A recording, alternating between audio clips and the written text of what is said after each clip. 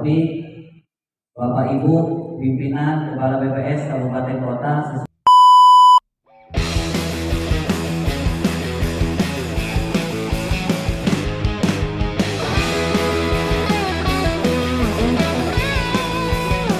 Assalamualaikum warahmatullahi wabarakatuh.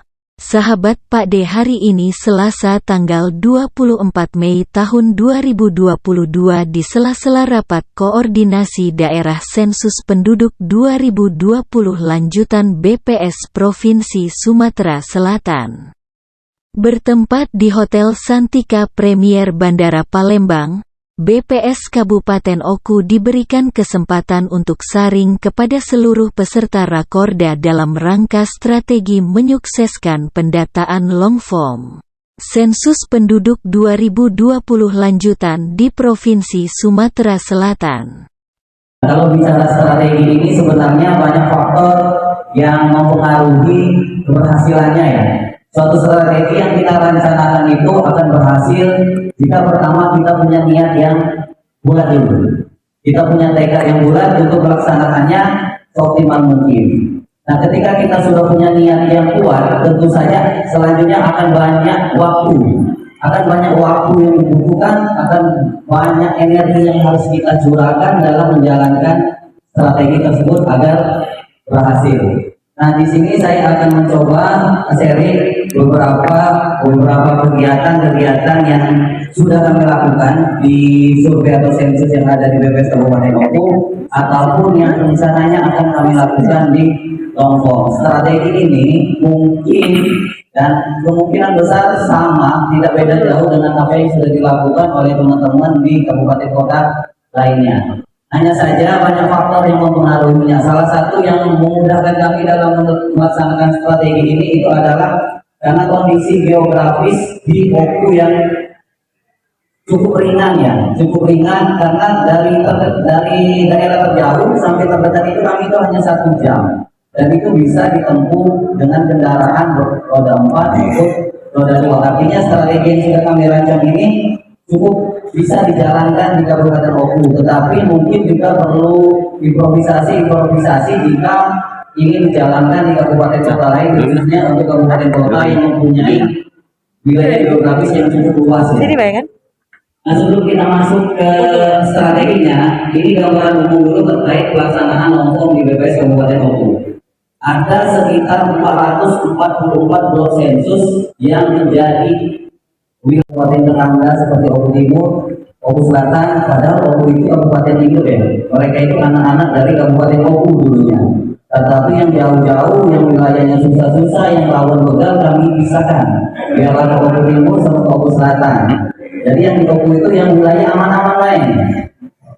Yang susah-susah ditanggung oleh Oku Timur dan Oku Selatan. Dengan jumlah sampelnya pun hampir 2 kali dipadangi Oku Timur. Jadi pelatihan kemarin satu tempat di Zurich, mereka mau 15, kami cuma 3 kelas. Terus dari 444 PS itu tersebar di 13 kecamatan, artinya seluruh kecamatan di Oku ada perwakilan sampelnya karena Kabupaten Oku terdiri dari 13 kecamatan dan 143 desa kelurahan. Artinya di Oku ada sekitar 14 desa kelurahan yang tidak ada perwakilan sampel untuk sensusnya ya. Karena di Oku itu total desa kelurahannya ada 157 desa kelurahan. Dari 444 PS ini, BPS Kabupaten Oku memerlukan 129 orang petugas yang terdiri dari 10 orang PCK, 30 orang Kortim dan 89 orang PPL. Artinya beban tugas 1 orang di Oku itu sama ya dengan di tempat lain sekitar 5. Rata-rata 5, hanya ada 1 petugas yang beruntung memperoleh beban tugas 4 PS. Sisanya semuanya rata 5. Jadi tidak ada saling kiri kecuali 1 petugas yang beruntung yang doanya kuat tadi sehingga dia bisa dapat 4 PS. Seperti itu ya. Nah, untuk Koseka sendiri kami ada 10 orang yang terdiri dari 9 orang organik dan 1 orang non-organik. Kenapa memakai non-organik? Karena memang keterbatasan SDM yang tersedia di Kabupaten Oku pada bulan Mei Juni ini yang pegawainya tidak terlalu banyak di 9 orang ini. Sisanya sudah terbagi dengan seksinya masing-masing ya, dengan fungsinya masing-masing. sehingga melibatkan satu orang mitra yang cukup senior untuk menangani satu kecamatan. Selanjutnya terkait strategi ya, strategi lombok di sini saya membaginya ke dalam enam bagian ya. Yang pertama di pemutahiran yang sedang jalan saat ini ya. Hari ini seharusnya sudah 60% ya, karena tiga sudah 9 hari. Kalau satu orang 1 hari berarti 20% per 3 hari, ini sudah hari ke-6 160%. Alhamdulillah dimonitoring untuk OKU sendiri sudah 60% memenuhi target, tapi kalau dibandingkan kabupaten kota lain masih cukup tertinggal ya. Cukup tertinggal terutama dari Nuba itu luputnya enggak ya, dari pakai giginya langsung gigi limau. Kalau kami masih pakai medik soalnya. Nah di pemutahiran ini yang pertama yang kami lakukan, yang pertama kami membentuk tim supervisi lapangan ya. Jadi tim supervisi lapangan ini dia mempunyai 2 misi. Misi pertama itu adalah menjamin kualitas data pemutahiran di lapangan melalui dari pertanyaan-pertanyaan yang sudah kami susun untuk dilakukan pengecekan ke lapangan lagi, ataupun untuk memotivasi petugas di lapangan menyampaikan temuan-temuan mereka ke lapangan agar kedepannya temuan-temuan tersebut sebagaimana yang disampaikan Pak Fuad tadi tidak berulang lagi. Temuan-temuannya hampir sama dengan yang disampaikan tim PK dari BPS Pusat tadi Pak Fuad ya, terkait dengan identifikasi konversi keluarga ke rumah tangga yang salah, jumlah anggota rumah tangga yang berbeda, baik under maupun over ya. Jadi tim supervisi ini tugasnya dia nanti harus mengecek. Tugas pertama tim supervisi itu mengecek keberadaan bangunan di peta dengan di daftar pemutahiran sudah sama atau belum. Artinya apakah seluruh bangunan yang ada di pemutahiran itu sudah digambarkan petugas di peta WB atau belum. Jadi mereka harus mengecek itu di lapangan. Tentu saja sebelumnya teman-teman tim supervisi ini sebelum terjun ke lapangan kami sudah melakukan briefing singkat dulu terkait konsep definisi konsep definisi yang dipakai di Lombok ini. Jangan sampai nanti tim supervisi malah menyesat kalau tidak di briefing terlebih dahulu, karena kan tim supervisi memang mereka kan tidak ikut pelatihan. Makanya sebelum ke lapangan kita rapat dulu untuk melakukan briefing terkait apa saja yang harus dicek di lapangan. Terus yang kedua, tim supervisi ini nanti harus mengambil sampel sekitar 10 rumah tangga, 5-10 rumah tangga untuk menanyakan ulang, memperoleh ulang jawaban-jawaban khususnya di rincian konversi keluarga ke rumah tangga. Kenapa? Karena konsep keluarga dan konsep rumah tangga itu versi orang awam itu hampir sama. Mereka selalu menganggap kakak itu sama dengan rumah tangga. Nah kadang-kadang masih ada saja petugas-petugas yang pada saat pelatihan yang mungkin kurang fokus, yang abai terhadap itu. Gitu. Maka harus dipastikan lagi apakah konsep yang dipakai petugas itu sudah sesuai dengan yang kami ajarkan di pelatihan. Terus misi yang kedua dari teman-teman supervisor ini, dan ini yang paling penting untuk jangka panjang kalau menurut saya, yaitu menjalin hubungan emosional dengan petugas.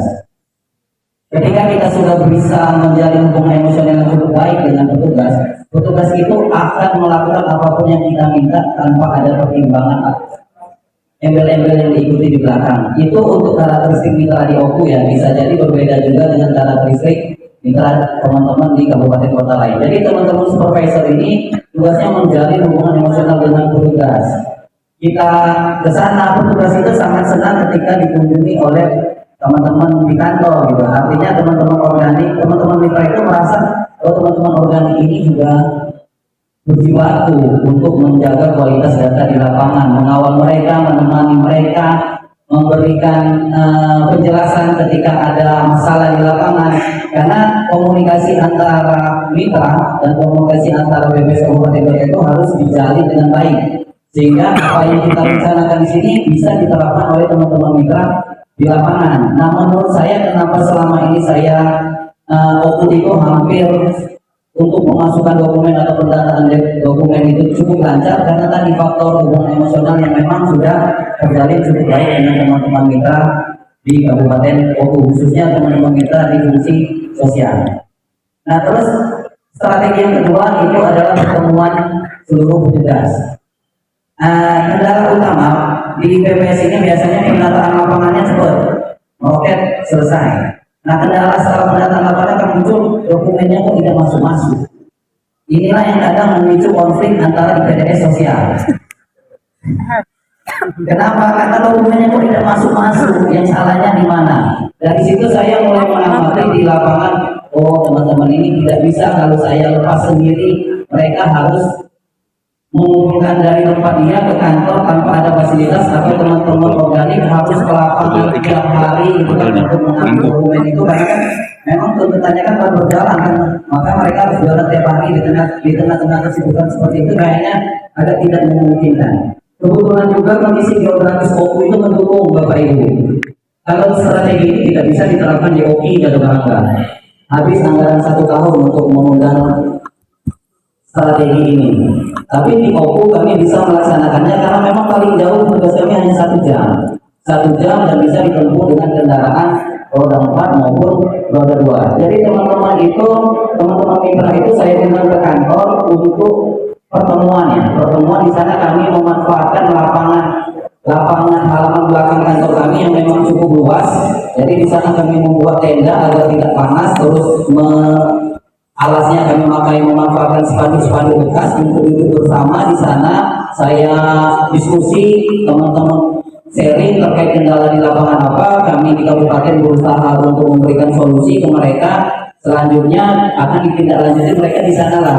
Jadi mereka dikumpulkan per tim untuk duduk bareng, melakukan koreksi bareng dokumennya. Kortim memeriksa langsung dari PPL, setelah dibenari langsung dikumpul, kortim langsung untuk Koseka, nanti Koseka langsung untuk submitter. Jadi di hari itu paling tidak dokumen itu sebagian besar sudah masuk kabupaten kota dan siap untuk dilakukan pengolahan.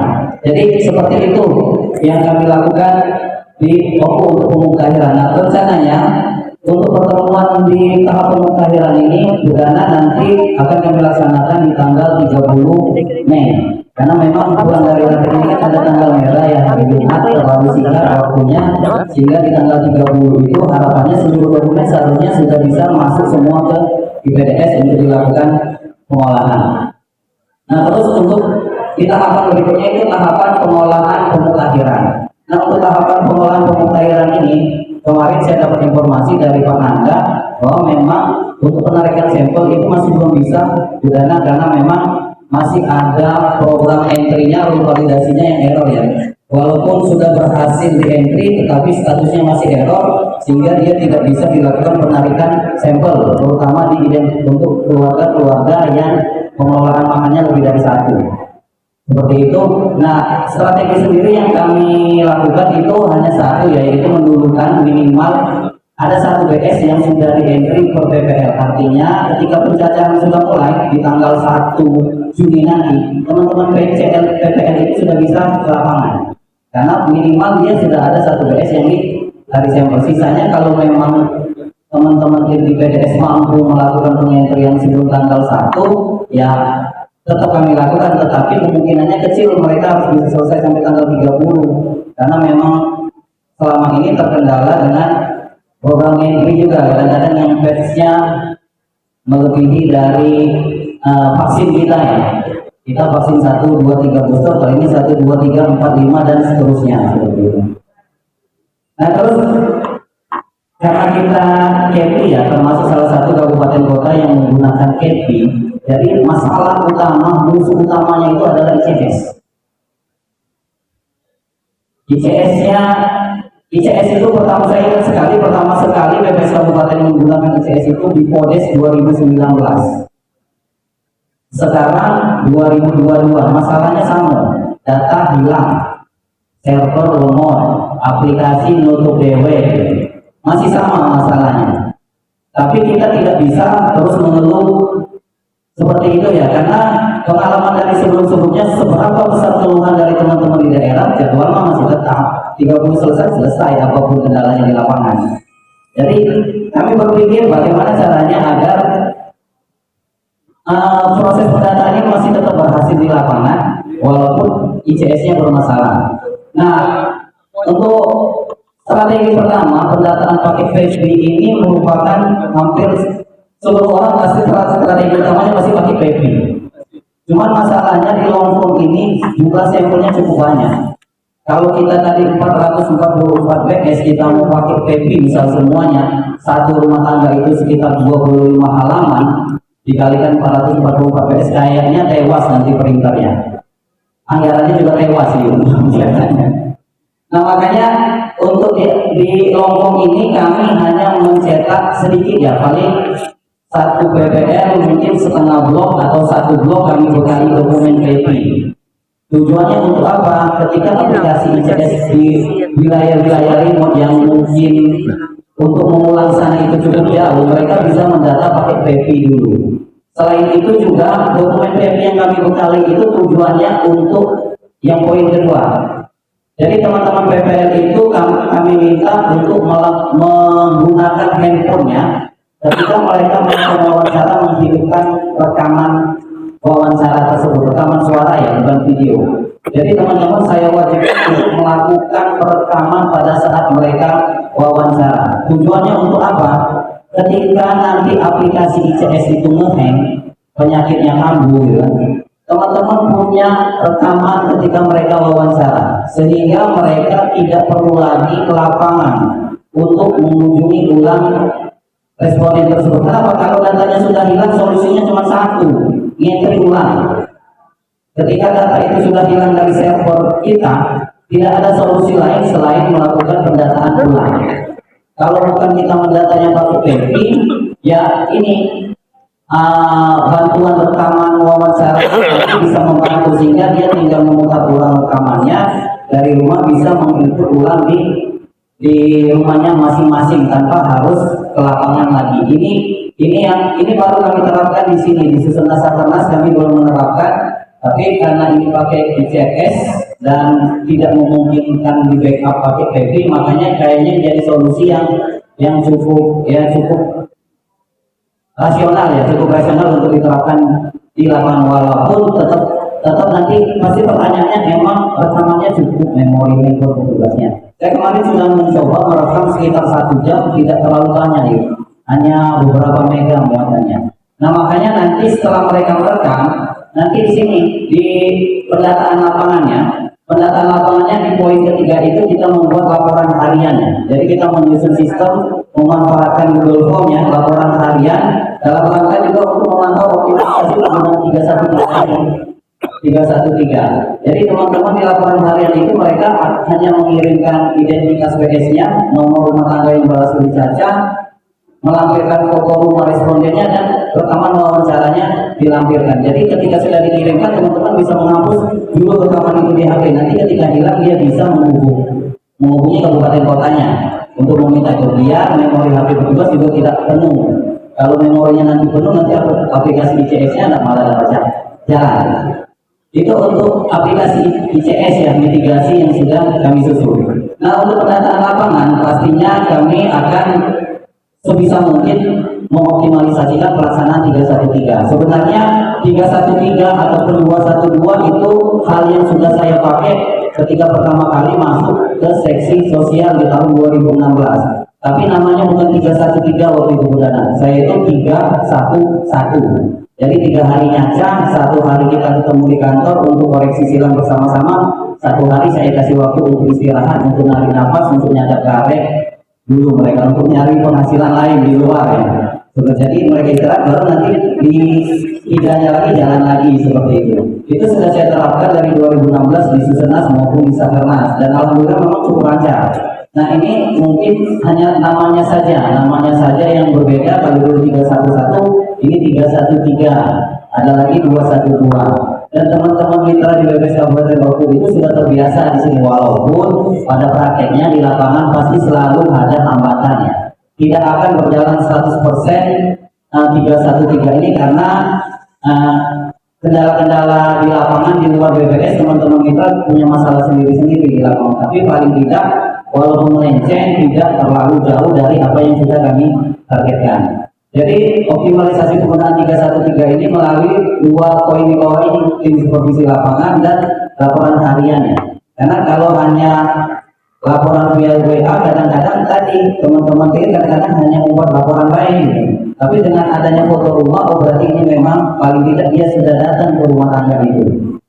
bahwa memang kemungkinan besar rumah tangga ini sudah dicacat. Kenapa harus seperti itu? Karena kalau di sini nanti laporannya ada yang fiktif, di poin berikutnya akan mentok lagi. Di poin berikutnya itu di submit dan pemeriksaan oleh Kodim ini akan mentok lagi. Teman-teman PPM melaporkan sudah deh selesai lapangan, tapi ketika ngecek di konsis belum submit ya, statusnya masih open. Artinya mereka belum upload datanya, belum diperiksa oleh Kodimnya. Nah makanya di sini saya meminta laporan harian itu dengan melampirkan foto rumah responden. Foto rumah responden ini memang sudah kami lakukan dari dulu di pendataan baik di sosial maupun di seksi lainnya. Jadi seluruh rumah responden itu kalau di Susunas dan Sakenas, saya punya fotonya dari tahun berapa itu foto rumah-rumahnya saya jadikan satu folder gitu. Ketika ada kepentingan ke depannya tinggal membuka saja. Nah terus kendala yang paling sering dihadapi oleh wilayah PP itu adalah lambatnya submit atau upload data oleh petugas. Yang terkendala sinyal lah, karena kalau submit itu harus ada sinyal. Kalau kita hanya mendata, menginput data ke ICS itu bisa offline, masih bisa simpan di lokal di HP-nya. Tapi ketika submit harus ada sinyal internet. Nah ketika teman-teman ini submit, kadang-kadang kendala utamanya sinyal. Kenapa? Karena server ini diakses oleh se-Indonesia ya. Antriannya panjang, kadang-kadang gagal ataupun sinyalnya di rumahnya kurang terlalu kuat. Walaupun walaupun hasil proses kami 96% itu dijangkau oleh sinyal internet wilayah desa kelurahan, tetapi kualitas sinyalnya tidak bagus. Kualitas sinyalnya ada yang 3G, ada yang cuma HDBaseT seperti itu ya. Nah di strategi yang kami pakai di proses submit dan pemeriksaan Kodim ini sama dengan yang dikemukakan di atas tadi. Kami mengumpulkan, saya memfasilitasi teman-teman mitra itu untuk hadir di kantor setiap hari off penjajahan 313. Jadi di sana saya mengawal teman-teman Boseka, mengawal ataupun teman-teman organik lainnya mengawal bahwa proses pemeriksaan ini benar-benar berjalan pada saat kita bertemu seharian di kantor tadi. Jadi dari pagi sampai sore kami menyiapkan snack, makan siang, tapi dengan syarat kalian harus melaksanakan ini. Periksa dokumen, setelah diperiksa dokumen, Kodim langsung periksa, kalau ada kesalahan langsung disampaikan, setelah selesai diperbaiki langsung disubmit oleh Kodim. Terus yang kedua terkait sama kayak pendataan lapangan yang monitoring per hari ya, mereka progres submit per hari. Saya itu biasanya per hari saya lihat track record dari progres teman-teman itu ada tidak yang melenceng trennya. Melencengnya cukup jauh atau masih di dalam batas kewajaran. Ketika main progres petugas itu melencengnya cukup jauh, biasanya saya panggil, saya ada ngobrol, empat mata masalahnya apa, kendalanya apa. Setelah ngobrol baru nanti kita cari solusi sama-sama. Biasanya solusinya itu ya proyekan. Saya mengumpulkan teman-teman PPL yang progresnya cukup bagus untuk melakukan pendataan bersama-sama di blok yang tertinggal tadi. Biasanya PPL seperti itu PPL yang ada masalah keluarga seperti itu. Nah terus yang terakhir terkait pemeriksaan approval kabupaten. Karena kalau di PP ini pendataan belum dianggap selesai kalau belum di-approve kabupaten kota.